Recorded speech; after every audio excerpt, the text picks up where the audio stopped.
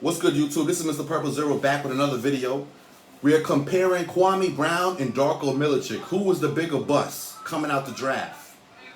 Now, the problem with European players, and I'm speaking about Darko Milicic right now, when a guy is a center, especially being a center coming out of Europe, or 7 foot tall, 6'11", the first thing they try to do is compare him to Dirk Nowitzki. This is going to be the next Dirk. Let me tell you something. Dirk Nowitzki is one of a kind. We're not going to see that again. We may see hybrid, a different type of quality play. Even Porzingis, he's not going to be Dirk. He ain't like that. He's definitely not built like Dirk. But going forward, European players are always misjudged. They're looking for the next Luka now. They're looking for the next Ginobili. And they're looking for the next Dirk. So when you were 7 foot, especially around that time, coming into the league and being out of Europe, the hype is crazy. This guy, jump shot, tall, block shots, good around the basket. They try to compare him to Dirk. He wasn't like that. He's not like that. Now, Kwame Brown, when it comes to him being misvalued and thing with the talent situation in a scouting report, in high school, when you're 7 foot tall, like a Kwame Brown was, you're going to dominate most of your opponents. It's hard to evaluate talent when it comes to a center coming out of high school or being in high school, because these guys, especially Kwame, he had an NBA body already in high school. He was already built like that. Now he's going against his own peers, high schoolers who are at most 6'5", 6'6", but most of these guys are little, especially depending on your circle, who you're playing with. They're smaller dudes, so you're going to dominate. That's where the scouting report comes in. And the scouting report was terrible on him. They saw something that wasn't going to happen when it comes to Kwame Brown. Now, I'm not saying Kwame Brown doesn't deserve to be in the league. Kwame Brown and Darko Milicic definitely deserve to be in the league. But when you look at the scouting report and who they compared him to, ridiculous. Now, let's look at the tail of the tape. I got the stats here. We always keep the files.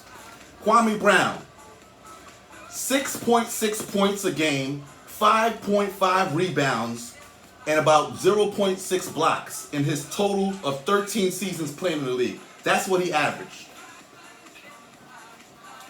Being the #1 draft pick and averaging 6 points and 5 rebounds, you're obviously a bum. And I say that respectfully, Kwame. You were a bum.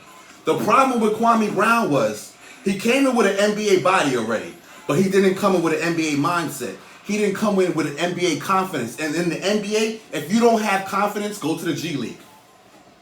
Scratch that. If you don't have confidence, go to China, because you're not ready for it. Now, mind you, he's only a high school. He came into the league out of high school, but that's none of my business. It is what it is. You accepted the contract. You signed the dotted line. You got paid. So now it's time to perform. You got to get your mind frame, your mindset right. You didn't do that. See, they talked about Kwame Brown's hands. I'm not buying that. To me, that's bullshit. Small hands, big hands, it's not about that. It's about the person. It's about the mindset, the mentality to go out there and want to kill and drop buckets. 13 seasons in the league means that you were serviceable. You deserve to be in the NBA within 13 seasons. But as a defender, as a rebounder, that's what he stayed as, not as a point dropper. Let's look at the scouting report. Kwame Brown was compared to, and this is going to sound crazy, but this is what it was. Karl Malone, Chris Webber, Kevin Garnett. That's what they wanted to compare Kwame Brown to. He wasn't close to none of those. Darko Milicic, I'm going to read his scouting report for you. Shot blocking, ambidextrous post scorer, who could score and shoot both from the mid-range and behind the arc with incredible accuracy. This was a physical 7-footer with an incredible motor. This is what a scout said about Darko Milicic. We didn't see none of that. He was on the court, didn't do none of that. As opposed to Kwame Brown, and I quote, here's a quote from a scout about Kwame Brown. Brown can handle the basketball very well like a guard and can even lead the fast break. He also has a good-looking stroke from 15 to 17 feet. We didn't see that stroke. Maybe he had it within him, but like I said, it was a confidence thing. He went out there and was shot. You can see it on his face day to day, game to game. He was getting beat up and battered and bruised by Michael Jordan. Kobe Bryant, he had greats over him teaching him, but he wasn't there mentally. Kwame came in with the strength and size, so that's why he had a long career, because in the NBA, if you can't score the ball as a center, you better be able to play defense. And he had decent defense for a center, and he was very strong. He could hold himself up on the block. So that's why he survived so long. Darko Milicic's another one. 12 seasons in the league. That's called surviving. He's dropped 6 points a game, 4.2 rebounds, with only 18 minutes of playing time. So I think maybe Darko Milicic, if he had a little bit more playing time, but at the same time, he just wasn't that guy. He was compared to too many different people, and he wasn't like none of them. Kwame Brown, another one, 22 minutes a game. But when I sit back and I analyze and I say, and I look at these two brothers, I can't always blame the player, but I can blame the mindset of the player, if you understand what I'm saying. Because these guys came into the league with a lot of high expectations, especially Kwame Brown. When you're coming out of high school, people are expecting you to do this and this and that and this and that, and he wasn't built for all of that. And now let me say this real quick, because I know Kwame Brown is a YouTuber right now. He got a YouTube channel. Professional basketball is finished. That's already done with him. But he's a YouTuber, and he likes to go at a lot of smaller YouTubers too. So let me say this to you real quick. This is a professional video. This is a respectful video. So keep things respectful. Don't branch off into no other topics. If you decide to speak on this, don't branch off. Let's keep it respectful. And I'll keep it basketball, because that's what we're talking about. We're comparing players. We're not talking about personal lives, because we could go down that route too. But back to the topic. Speaking about basketball in high school, Kendrick Perkins, and this is why I like to use Kendrick Perkins as a great example. I don't know if a lot of you have seen it. Kendrick Perkins was a beast in high school. I'm talking about a beast. Dominating, dunking, hook shots, killing all these kids. 6 foot tall, 6'2", 6'4", whatever. 5'11", 5'6".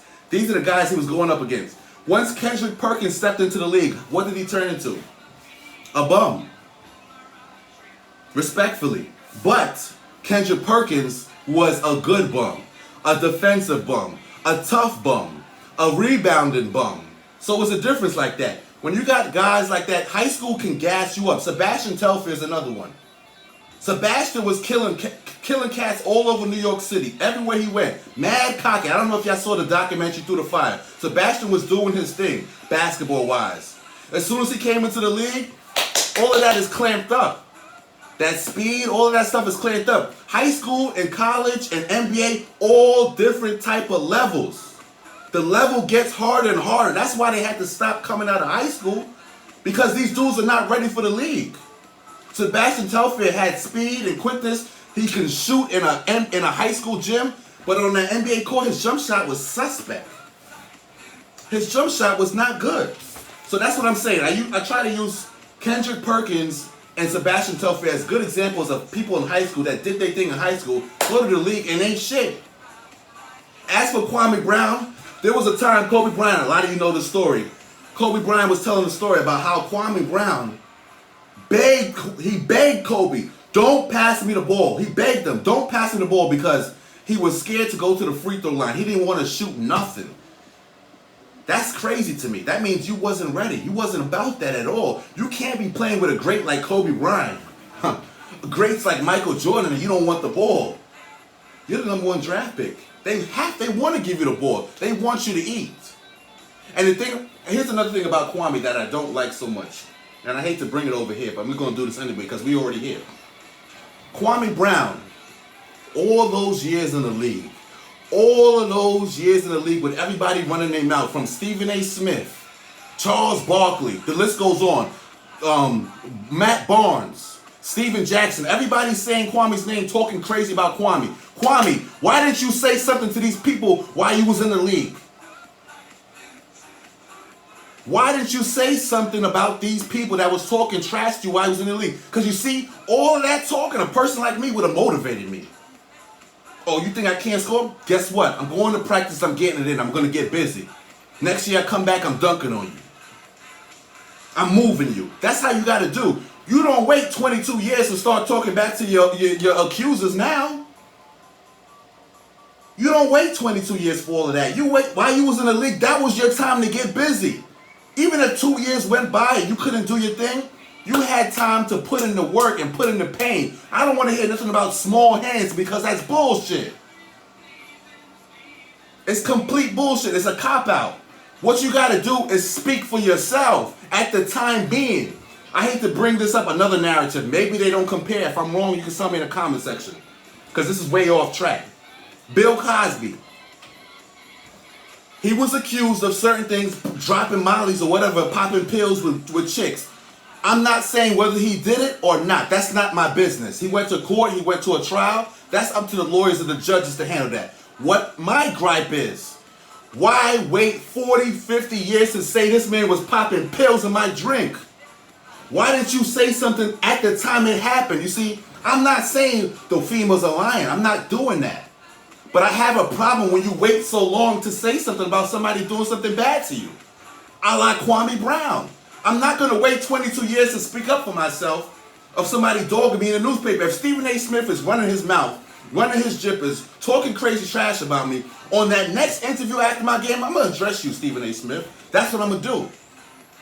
And if you felt that you can't address Stephen A. Smith or any of these people that was talking so negatively about you, even Michael Jordan, who was in your damn locker room, if you felt you couldn't address those people, you should have addressed them with your basketball skill on the court. You should have went to practice. You should have got busy in that low post. You should have been working with one of the greats, maybe Hakeem Olajuwon, maybe Amari Stoudemire. There was plenty of power forwards, Tim Duncan, Garnett. There's plenty of people that you could have worked with, humbled yourself with, to get better at basketball, because that's what it was. You just weren't that good at basketball. But at the same time, I respectfully say 13 seasons in the league, 12 seasons in the league, that's longevity.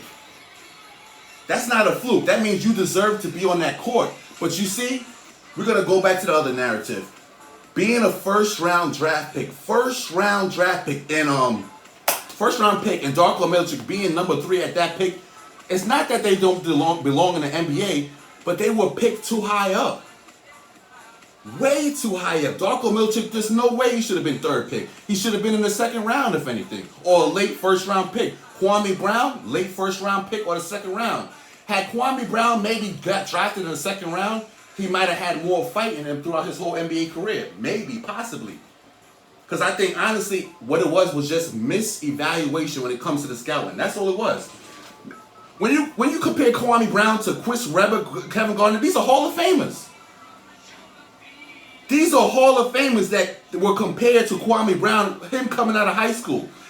His game don't have nothing to Karl Malone. He don't got a hook shot. He don't got none of that. Of course, there's highlights on YouTube where he had some decent games, some putbacks, and some dunks. But offense was not his thing. Basketball, NBA, scoring buckets was not his thing. I don't believe he worked as hard at it. I just don't believe he put in the work like that. You had criticism. Kobe Bryant and Michael Jordan. What NBA player wouldn't love to pick their brains? I don't care if they were assholes either. Some of the best players are assholes. That's how it was. Kobe Bryant was an asshole, respectfully. Michael Jordan is an asshole, respectfully. But these were the greats. These are greats, Hall of Famers. You learn from them. They're trying to teach you. They want to win. They're going to be aggressive with you. And don't say you're not aggressive, because you're aggressive now. Look what Kwame's doing on YouTube now. Going at this person, going at that person, talking about this person. That means the fight in you was there. You had the fight, but you didn't use it. Going forward, whether you say Darko Milicic or Kwame Brown, they were both busts at the end of the day. Both of them. In terms of who was the bigger bust, I'm going to give it to Darko. I'm going to say Darko Milicic was the bigger bust, but Kwame Brown was the number 1 pick. So, I mean, at the end of the day, you were a number 1 pick. So you were a huge bust. So they both were bums, respectfully. They both were trash and garbage. But at least they had a serviceable career. 13 seasons for Kwame, 12 seasons for Darko Milicic, and that can't be topped.